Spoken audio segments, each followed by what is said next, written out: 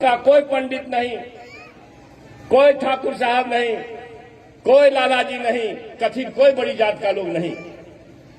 हिंदुस्तान भारत का पहला व्यक्ति अपनी पढ़ाई किस परिस्थिति में, माता पिता के 13 संतान में से एक थे ना, 14 में से एक, माता पिता के 14 संतान में से 14वां लास्ट, समझ लीजिए 14वां संतानों में से एक हम लोगों को 2 पारने लगता है। और जो ज्ञान प्रभु ने, परमात्मा ने उनके अंदर दिया कि भारत का पहला व्यक्ति हुआ जो कोलंबिया विश्वविद्यालय जाकर के अपने उच्च स्तर की पढ़ाई किए। London school of economics, London school के में आसपास के सबसे बड़ी अच्छी पढ़ाई जहां होती है, वहां से भी पीएचडी किए, पता नहीं कितना विषय को पढ़े। और जब देश में आए, स्वाधीनता आंदोलन चल रहा था, स्वाधीनता की लड़ाई लड़ने वाले हमारे पुरखे जो भी रहे, चाहे गांधी जी हो, राजेंद्र प्रसाद हो, जो कोई भी हो, उन लोगों ने महसूस किया कि बिना डॉक्टर साहब अम्बेडकर के ज्ञान का इस देश को आजाद नहीं कराया जा सकता। और फिर उनका सम्मान पूर्वक बुलाया, उनके ज्ञान का प्रयोग किया। भारत के किसी माई के लाल को यह हैसियत नहीं थी कि संविधान के ड्राफ्ट कमीशन को कन्वेन करता, और संविधान के ड्राफ्ट कमीशन जो ड्राफ्ट हुआ उसको, उसके संयोजक उनको बनाया गया। और आज हम, चाहे डॉक्टर जवाहर पासवान, चाहे महेश्वर पासवान जी बोल के चले गए, चाहे प्राणेश जी बोल के जाएंगे, या बोले भी हैं आपके सामने, जो कोई भी लोग इस हैसियत में हैं तो डॉक्टर भीमराव अम्बेडकर के उसी संविधान के चलते हैं, किसी तुलसीदास जी के रामायण के चलते नहीं। पूज्य विप्रशील गुणहीना न स्तुत्र ज्ञान परवीना। आप समझ लीजिए, इससे ज्यादा अगर इसी को खाली समझ लीजिएगा कि यह बाबा साहब अम्बेडकर ने नहीं लिखा, तो किसने लिखा? आप लोगों में से कोई बताइए, क्या जवाहर पासवान के पुरखा लिखे, क्या चंद्रशेखर कुमार के पुरखा लिखे, या प्राणेश जी के पुरखा लिखे? नहीं। अगर कोई लिखा तो मनुवादी ब्राह्मणवादी विचार को जिलाने वाले लोगों ने लिखा। विप्रशील गुणहीन, हे भगवान, कहीं अगर परमात्मा है या लिखने वाले को तो अभी भी, बोलने वाले को अभी भी बर लगना चाहिए, मगर भगवान है ही नहीं तो बर कहां से लगेगा? भगवान तो सामने है जिसको हम लोग छोड़े हुए। उससे भी ऊपर आप सभी लोगों को पता होगा, पहले एक सामाजिक कुरीति थी, वेद अगर शूद्र पढ़ ले, अति शूद्र पढ़ ले तो जिह्वा काट लो, जिह्वा काट लो। क्या किसी पासवान के पुरखा ने कहा? क्या किसी गुआर के पुरखे ने कहा? किसने कहा? आप भी बोलो भाई, किसने कहा? वेद पढ़ ले तो जिह्वा काट लो, सुन ले तो कान में शीशा डाल दो, पिघला गरम शीशा। किसने कहा? मनुवादियों ने कहा, पंडितों ने कहा, ब्राह्मणवादियों ने कहा, ब्राह्मणों ने कहा। आपके बच्चों, आपके पुरखों ने नहीं कहा। जी काटने की बात हजारों साल पहले कानून बना के उनके पुरखे गए, जिसको मनुस्मृति कहा जाता है। उसी मनुस्मृति का दहन अम्बेडकर साहब किए थे।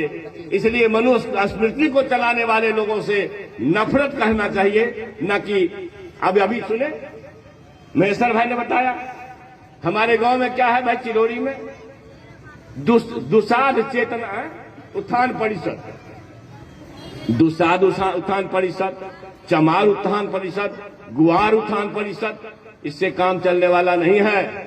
समूचे दलितों का उत्थान हो, इसकी अगर कोशिश आप नहीं करेंगे तो आप दफन हो जाएंगे इतिहास में। अलग अलग जातियों में तो बांट दिया आपको, 6,647 पता नहीं कितना, 743 गजट में है, भारत सरकार के गजट में। और मालूम है, अभी तेजस्वी यादव जी के साथ आज तक का इंटरव्यू हो रहा था, वो अंजना ओम कश्यप बोल रही थी कि तेजस्वी जी 48,000 जाति अब है, 48,000 तो कैसे गिनती हो? तो आप समझ लीजिए, भैंस की गिनती हो सकती है, गाय की गिनती हो सकती है, मगर आपकी गिनती नहीं हो सकती। इसलिए कि आप बहुजन हैं, आपकी गिनती और भारत सरकार करा देगी तो 1 पैसा भी जाएगा तो 1 रुपया में 85 पैसा आपके घर में जाएगा। इसलिए वो नहीं कराना चाहता, इसलिए मनुवादी नहीं कराना चाहते। तो मैं एक बात, मैं तो पूरा पंडित हूं नहीं, कुछ कुछ सुना हूं साहब लोगों से, मगर एक बात कहना चाहता हूं, अगर हमारे पिताजी सुने, डॉक्टर साहब ने कहा शिक्षा वो शेरनी का दूध है, हमने नहीं कहा, वो महान पुरखा डॉक्टर भीमराव अंबेडकर ने कहा शिक्षा वो शेरनी का दूध है जिसे पियोगे तो दहाड़ोगे। अगर आज डॉक्टर जवाहर पासवान हो कि चंद्रशेखर हो आपके बीच में कुछ शब्द कहने की हैसियत रखता है तो वो डॉक्टर भीमराव अंबेडकर के प्रयास और आशीर्वाद से। अगर हमारे पिता हमारे माता हमको ना पढ़ाए होते भाईजान, तो एक छोटे परिवार में हम पैदा हुए, 6 फीट का लाठी लेकर के भैंस के पीठ पर रहते, आपके पास प्रोफेसर एमएलए बन के पूर्व मंत्री बनकर के भाषण नहीं कर रहे होते। अगर यह किसी का योगदान है तो डॉक्टर भीमराव अंबेडकर साहब का योगदान। कोई भी आदमी, हमारे महेश्वर भाई पढ़ने चले गए, कहां असिस्टेंट कमिश्नर बन के रिटायर किए, तो वो डॉक्टर भीमराव अंबेडकर के कृपा और आशीर्वाद से किए। इसलिए कोई कंफ्यूजन मत रहिएगा, कोई संशय में नहीं रहिएगा। संशय होगा तो जुल्म हो जाएगा, संशय हो जाएगा तो हम लोगों से अपराध हो जाएगा। इसलिए शिक्षा के सिवा कोई मंत्र हमारे लिए उचित नहीं है। अगर एक किताब कोई धर्म ग्रंथ हो हमारे घर में भाईजान, तो बाबा साहब अंबेडकर का लिखा वो संविधान रखना। क्योंकि वो संविधान नहीं रहता, हम लोग कुर्सी छोड़िए चटाई पर बैठने लायक भी नहीं थे, कुर्सी छोड़िए चटाई पर बैठने लायक भी नहीं थे। एक बार हम एक जानकारी देना चाहते हैं, जानकारी है लेकिन हमारे लोग तो भूलते ज्यादा है, भूलने की आदत है। आप भूलते हो, मनुवादी मौज करता है। आप आपस में लड़ते हो, मनुवादी मौज करता है। आप एक चीज बताइए, ये भारत, बगल में नेपाल, एक बिहारी सब जाके कब्जा कर लिया है मॉरिशस में।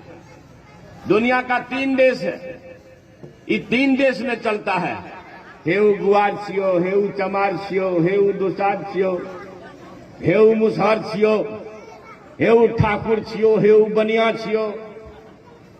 या मनुवादियों का दिया हुआ जो कुकृत्य का अभिशाप का हम लोग ढो रहे हैं, यह 3 देश ही ऐसा है जिसमें इन जातियों का नाम इस तरह से लोग जानता है।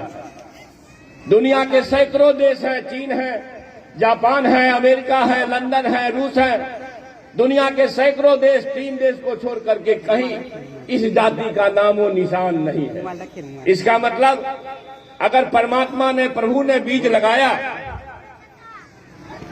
होता तो हिंदुस्तान में ही नहीं लगाता, नेपाल में ही नहीं लगाता, मॉरिशस में ही नहीं लगाता, इन जातियों के बीज को पूरे दुनिया में फैलाता।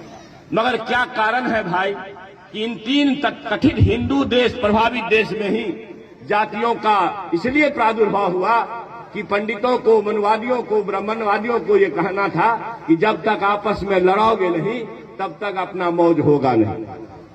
आपस में लड़िए, जाति जाति के बीच दुसाद उत्थान, गुआर उत्थान, चमार उत्थान, बनिया उत्थान, मुसहर उत्थान, तो सब ब्राह्मणे का उत्थान होगा, हम लोग का तो होने से रहो। इस बात को समझने में कोई दिक्कत? समझ गए आप लोग तो हाथ उठाइएगा। ठीक है, धन्यवाद। तो मैं कहना चाहता हूं, जब जब ये अछूतों के बीच, शूद्रों के बीच में महापुरुष पैदा हुआ है, तब तक उनको मारने की साजिश हुई। अंबेडकर साहब को किस साजिश के तहत मात्र 63-64 वर्ष की उम्र में मारा गया? कहीं अगर ऐसा होता 20 वर्ष और जिंदा रह जाते अंबेडकर साहब, तो इस भारत की भूमि से मनुवादियों का नाश हो गया, लेकिन मार दिया गया। छोड़िए, हमारे बिहार में एक क्रांतिकारी पैदा हुए, मनुवादियों के आतंक से प्रभावित होकर के जुल्म के खिलाफ लड़ने वाला आदमी, शायद मैं मानूं तो बिहार में उससे बड़ा क्रांतिकारी कोई नहीं हुआ। जहानाबाद के इलाके में, मगध के इलाके में पैदा होने वाला शहीद जगदेव प्रसाद कुशवाहा परिवार में पैदा हुए।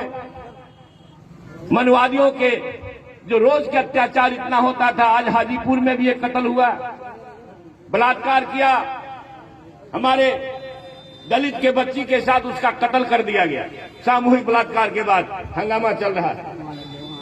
जगदेव बाबू जब लोग जगाने का काम किए, जगाते जगाते जगदेव बाबू के एक आवाज पर गरीबों का झुंड चला जाता था, 25,000 50,000। उस जगदेव बाबू को इन मनुवादियों ने गोली मरवाया, पुलिस अधिकारी से गोली मरवाया। ज्यादा दिन की बात नहीं है, मुश्किल से 40 वर्ष पहले, 50 वर्ष पहले गोली मरवाया। और मरते हुए जगदेव बाबू, हमारे महान पुरखा, जब प्यास लगी पानी मांगे तो उनको पेशाब पिलाया मनुवादियों ने। धिक्कार है आपको, आप कुर्सी पर बैठे हो, अपने पुरखों को जानने का कोशिश भी नहीं करते हो भाईजान। इसलिए उतना ही नहीं, आप आज की तारीख में ले लो भाई, एक कत्ल नहीं हुआ है। विश्व के इतिहास में सुकरात गरीबों को जगाने का कोशिश किए तो सुकरात को भी इस तरह के लोगों ने जहर दिया। ईसा मसीह जी जगाने का कोशिश किए, ईसा मसीह को भी सूली पर चढ़ाया गया। और लालू यादव जी, भैंस चराने वालों, बकरी चराने वालों, चूहा पकड़ने वालों, सुअर चराने वालों, घोंघा सितुआ चुनने वालों, पढ़ना लिखना सीखो। जब गरीबों को जगाने का काम किया तो जेल में बंद है, जेल में बंद है, गलती से मरने काल में लगता है जेल से निकाला है कि कहीं कहीं कहीं क्रांति न हो जाए। आप समझिए, लालू यादव जी अशूद्र के बेटा हैं तो वो जेल में रहेंगे। माफ करिएगा, मर गए पंडित जगन्नाथ मिश्र, 9 साल उनके जमाने में लूट हुआ। लालू प्रसाद तो फिर भी मुकदमा करवाए, सीबीआई को दिए और वो जेल भोगते रहे। मगर पंडित का बेटा जगन्नाथ मिश्र जेल से बाहर बेल पर आ गए। इसलिए आपके पास ये बात छोड़ता हूं कि जब जब हमारे बीच से कोई महापुरुष हुआ है, उनको कभी जहर दिया गया, कभी सूली पर चढ़ा गया, कभी गोली मार दी गई, रोज मारा जा रहा है।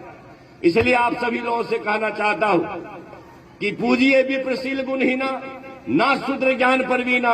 वेद वेदांत को पढ़ोगे तो जिह्वा काट लेंगे, सुनोगे तो कान में शीशा डाल देंगे। हमारे माझी साहब, अभी ना माझी साहब को जी काटने का फतवा हुआ कि नहीं? क्यों हुआ? आज के तारीख में भी जो उनका मनवादियों का पुरखा हमको सिखाते रहा है, हमारे साथ जो अत्याचार किया है, उसका बेटा भी आज के दिन में भी हमारे शानदार माजी साहब, या चाहे हो कि हमारे पुरखे और भी कोई हो, चाहे हमारे हमदर्द लालू प्रसाद जी हो, उनको जिह्वा काटने की बात, जेल में डालने की बात, और थोड़ा सा भी अगर किसी में लगता है कि भविष्य में ये नायक हो सकता है तो लालू यादव के बेटा तेजस्वी यादव पर 1 दर्जन से ज्यादा मुकदमा। अमित शाह के बेटा जय शाह पर नहीं होगा, मगर लालू का बेटा, शूद्र का बेटा है तो इस पर मुकदमा होगा। क्योंकि या तो भाई जगा लेगा लोग को। आपके चेतना पर छोड़ता हूं, प्रबोधन कार्यक्रम चलेगा, एक से एक वक्ता आपके गांव में आएंगे। मैं साधुवाद करता हूं बहन मोनिका का, बहन रजनी बौद्ध का, इतना दूर से आपके गांव में आए हैं। और आपका गांव एक माने में ऐतिहासिक है कि बिहार में इस ढंग का कार्यक्रम पहली बार किसी गांव में हो रहा है तो चिरौरी के ऐतिहासिक धरती पर हो रहा है। इसलिए बहुत बहुत साधुवाद संयोजक महोदय प्राणेश जी को, सभी लोगों को। मैं इसके साथ कि जरा अपनी चेतना को खोलना है। आज के तारीख में कितना दिन हुआ? 2014 में मांझी साहब मुख्यमंत्री थे 15 में, 14 और 15 में मांझी साहब मुख्यमंत्री थे। मधुबनी के एक भगवती मंदिर में पूजा अर्चना करने गए मुख्यमंत्री होकर के मित्रों, और जब पूजा करके निकले तो मनुवादियों ने गंगा जल से मंदिर को धोया, इसलिए कि वहां पवित्र हो गया। अगर हमारे अंदर चेतना होती तो उसी दिन आग लग जाता इस देश में, मगर हम तो जुल्म सहने के आदी हैं। हमारी बहनें आई है आपको जुल्म से ऊपर करने के लिए, आपकी चेतना को जागृत करने के लिए। छोड़िए, फिर भी एक राज्य के मुख्यमंत्री थे। मुख्यमंत्री होते हुए भी मंदिर को अछूत जान करके गंगा जल से धोया और हम लोग सो रहे हैं। राष्ट्रपति कौन है अभी? रामनाथ कोविंद। कौन है? रामनाथ कोविंद। कोविंद जी राष्ट्रपति, देश के राष्ट्रपति जगन्नाथपुरी मंदिर में गए थे 100 पत्नी पूजा करने। माफ करना, अगर भगवान बुद्ध को समझोगे, बाबा साहब को समझोगे तो किसी मंदिर में माथा टेकने नहीं जाओगे।